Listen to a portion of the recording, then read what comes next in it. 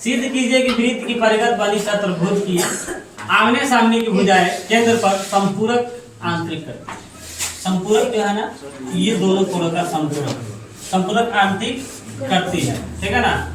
यहाँ पर जो है लिख देना है कि दिया है कि केंद्र वो वाले वृत्त के परिगत AOCD एक चतुर्भुज है, ठीक है। तो देखेंगे इसके अनुसार एक फिगर जो बनाया गया है, इससे इस मतलब कि आपका क्वेश्चन जो है ना सॉल्यूशन होगा।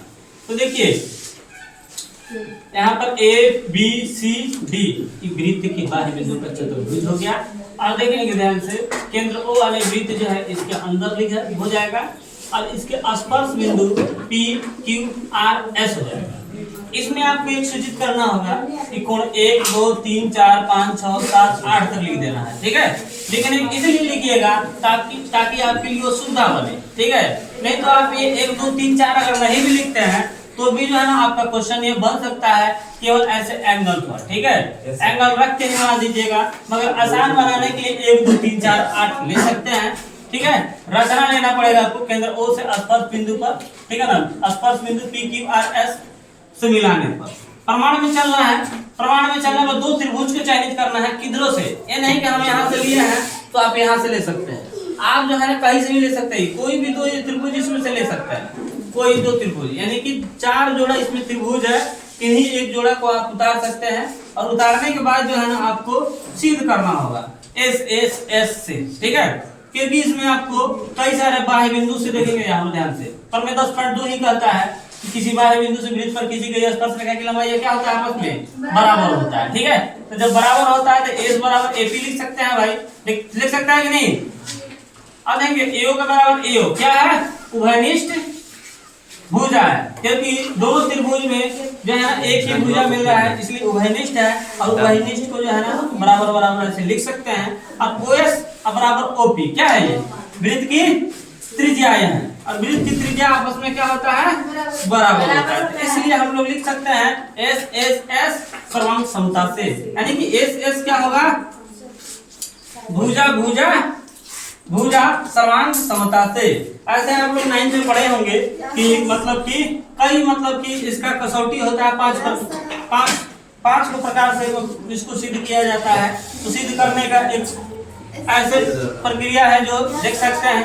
और यहाँ देखेंगे जैसे कि OS और यहाँ पर हो जाएगा त्रिभुज AOP सर्वांसम हो जाएगा। जब सर्वांसम होता है तो आप लोग जानते हैं कि CPCD से क्या होता है, ये बराबर होता है इसका कोण चाहे उसका भुजा हो, ठीक है।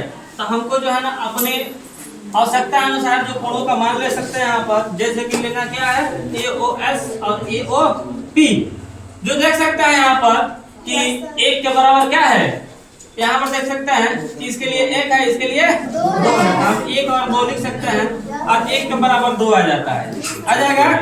सिमिलरली इसी प्रकार देखेंगे ध्यान से कि अगर चलते हैं इस त्रिभुज में तो इसमें कौन कौन बराबर होगा, 3 के बराबर क्या होगा, 4। इसमें क्या होगा, 5 के बराबर 6।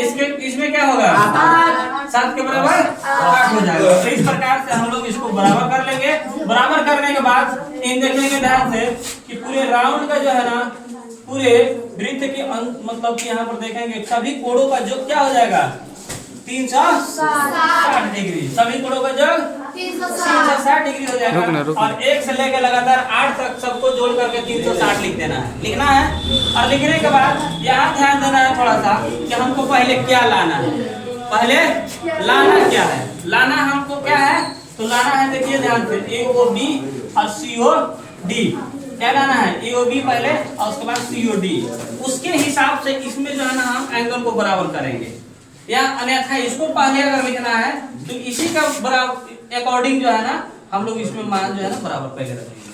तो हम पहले लाना चाहते हैं AOB और COD, तो इसके अकॉर्डिंग जो है ना हम इसका वैल्यू पुट करेंगे। तो सबसे पहले देखेंगे ध्यान से AOB किधर है, तो AOB इधर है। इसमें हमको क्या नहीं चाहिए, 1 नहीं चाहिए और 4 नहीं चाहिए, यानी कि 2 के बराबर हमको 1 चाहिए और 3 के बराबर क्या चाहिए, 3 ही चाहिए, 4 नहीं चाहिए। तो यहाँ देखेंगे इससे हम उसमें मान रखते हैं, देखिए 1 के बराबर हम क्या रखेंगे, 2 रखेंगे, 2 नहीं रखेंगे, 1 के बराबर ही 2 रखेंगे। ठीक है, तो रहेगा 4 नहीं चाहिए उसमें, तो इसके बराबर हम 3 लिखेंगे। इधर ध्यान देंगे, 5 नहीं चाहिए तो 5 के बराबर क्या चाहिए, 6 लिख देंगे।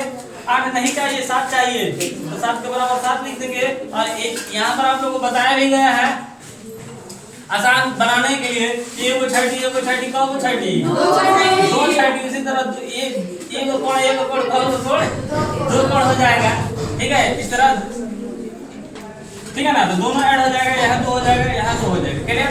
अब सब में 2 दिखाई दे रहा होगा, सब में 2 दिखाई दे रहा है ना, तो 2 क्या करेंगे यहाँ पर हम गुना में अंदर जाएगा तो भागा में कटेगा तो 180। अब इसको देखेंगे ध्यान से थोड़ा, इसको कि √2 सॉरी कोण 2 और कोण 3 क्या हो जाएगा, AOB हो जाएगा, लिख देंगे। और फिर यहाँ पर देखेंगे 7 और 6 COD हो जाएगा, क्लियर। यही सिद्ध करना था। और सिमिलरली इसी प्रकार अगर हम चाहते हैं कि इसको भी सिद्ध करना चाहते हैं तो इसी प्रकार लिख सकते हैं, इतना आ जाएगा।